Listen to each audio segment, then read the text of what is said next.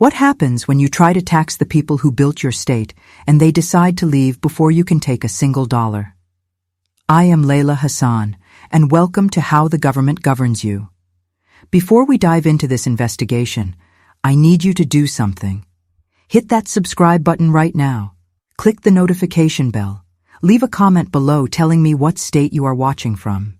Share this video with everyone you know who needs to understand what is happening to the largest economy in America right now. This is not speculation. This is not political theater. This is a financial exodus happening in real time. And the consequences could reshape California forever. On January 1st, 2026, something extraordinary happened. At least 6 billionaires had already packed their bags and left California for good. Not because of a natural disaster, not because of a recession.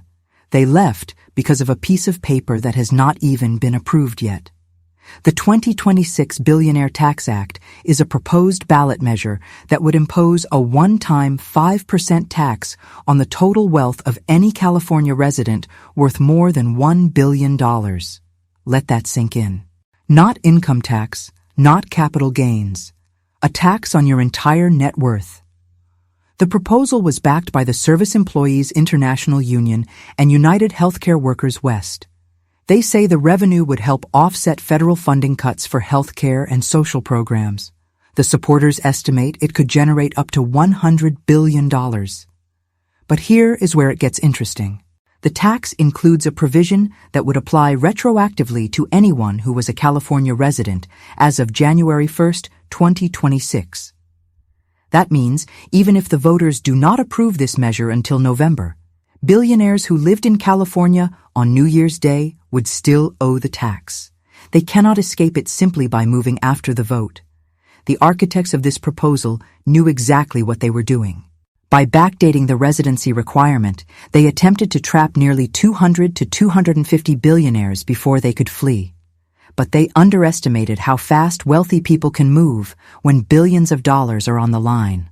Peter Thiel, the co-founder of PayPal and Palantir, announced on New Year's Eve that he had established a significant presence in Miami over the last several years.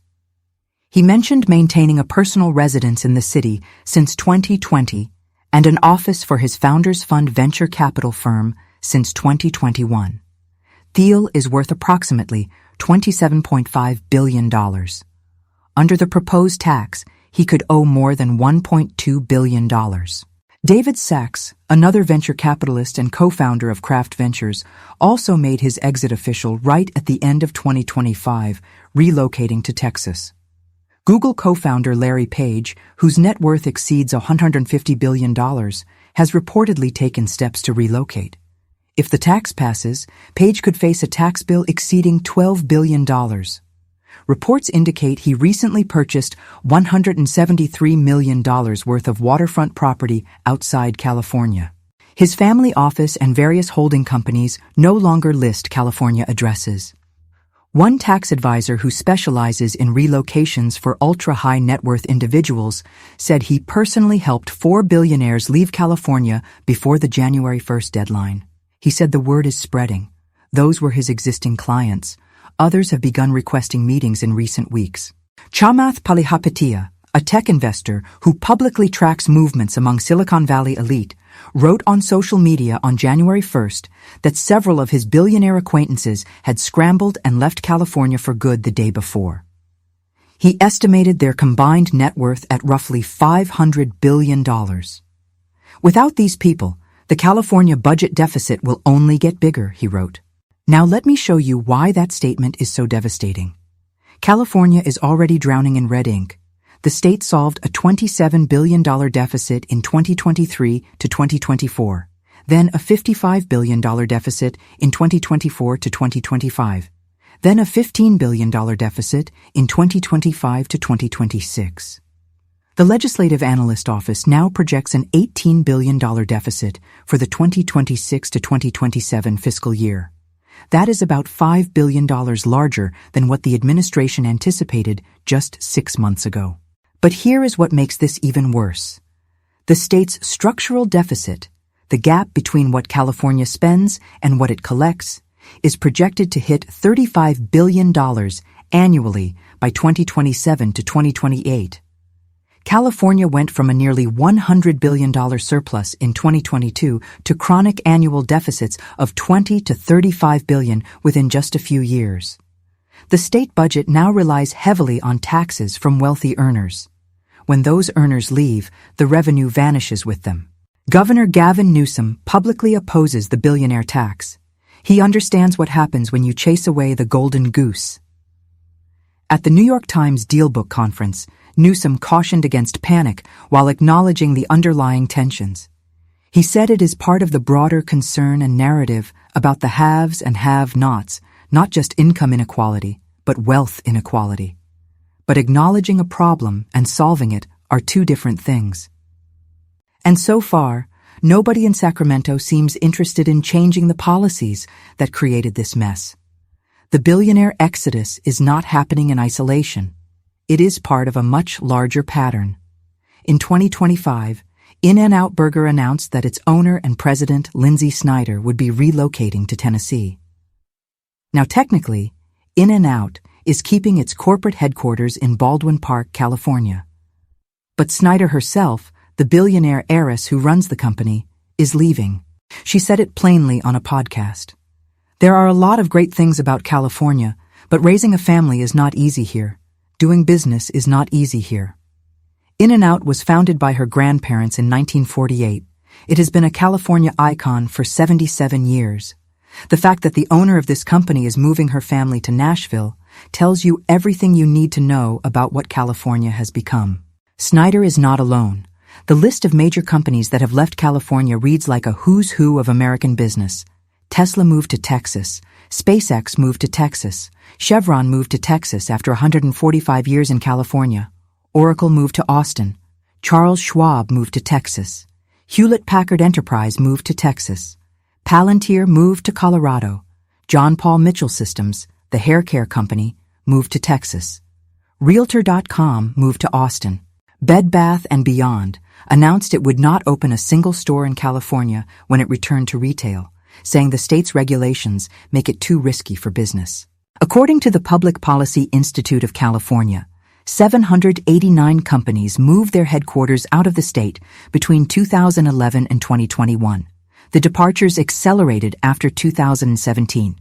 In that same time period, the number of firms relocating into California dropped from 137 in 2011 to just 68 in 2021.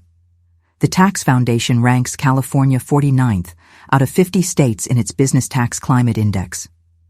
Only New Jersey is worse. Tennessee, where Lindsay Snyder is moving, ranks 8th. Texas ranks among the best. These states have no personal income tax. They have lower corporate tax rates. They have fewer regulations.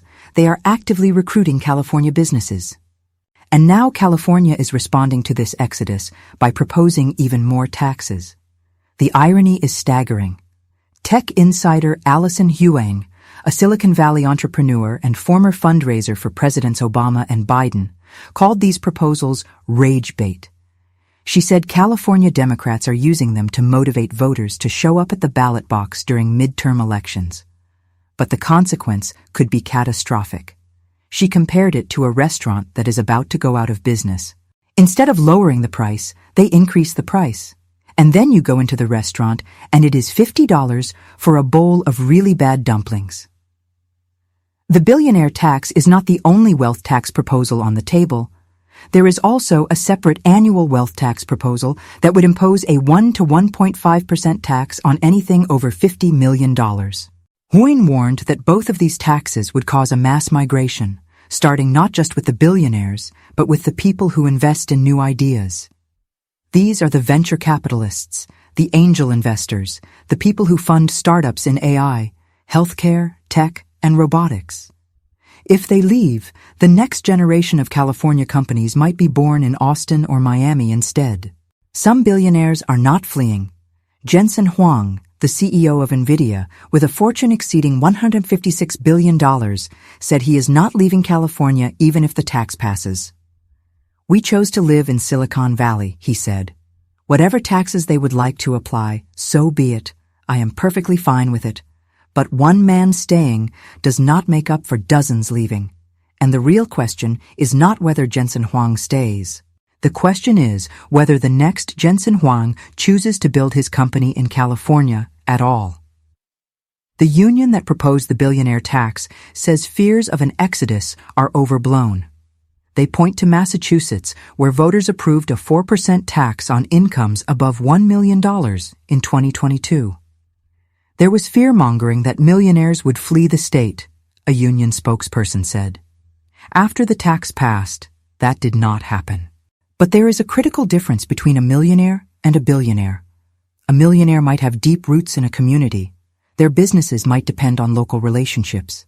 A billionaire can run their empire from anywhere on earth. They can move to Miami, buy a penthouse, and continue trading stocks, funding startups, and making deals without missing a beat. California now finds itself in a strange position. The state desperately needs revenue to cover massive budget deficits, but the very act of trying to extract that revenue is accelerating the departure of the people who generate it. It is a vicious cycle with no clear exit. Governor Newsom knows the billionaire tax is dangerous. He publicly opposes it, but he cannot stop it from appearing on the ballot. And even if voters reject it this time, what happens next year? Or the year after? The message has already been sent. If you have significant wealth and you live in California, you are a target, and targets move. The pattern is unmistakable. Higher taxes, more regulations, higher costs, fewer businesses, fewer jobs, bigger deficits, and then the response from Sacramento is to propose even higher taxes. It is the same loop playing out year after year. And the people paying the price are not the billionaires who can afford to leave. The people paying the price are the middle-class families who cannot afford to move, who watch gas prices climb, housing costs soar, and services deteriorate while politicians blame everyone except themselves. California's estimated 200 to 250 billionaires collectively control trillions of dollars in wealth. If even a fraction of them leave permanently, the impact on state revenue would be devastating. One estimate suggests that billionaires who have already left or are preparing to leave represent approximately $1 trillion in wealth that California will never tax. $1 trillion, gone before the vote even happens. This is not about defending billionaires. Nobody needs to feel sorry for people with private jets and multiple mansions. This is about understanding cause and effect. When you create policies that make it economically irrational to stay, people with options will exercise those options. They will leave. And when they leave, they take their tax revenue, their investments, their companies, and their jobs with them. California was once the undisputed capital of innovation. Silicon Valley, Hollywood, aerospace, biotech, all of it born and built in the Golden State. But something has changed.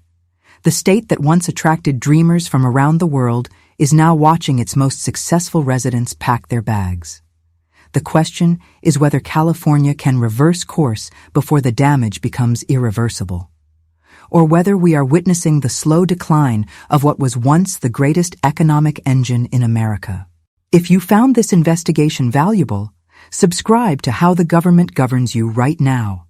This channel will continue covering the stories that others will not touch. Drop a comment below. Tell me what you think is really happening. Is this about taxing the rich fairly, or is it about policies that are driving the rich away? Share this video with your family, your friends, your coworkers. People need to understand what is happening before it is too late. And here is the question we are left with. When the billionaires have left, when the companies have relocated, when the budget deficits keep growing and services keep shrinking, who will be left to pay the bills? The answer to that question is being written right now. And so far, nobody in Sacramento seems to have a plan that does not involve taxing whoever remains.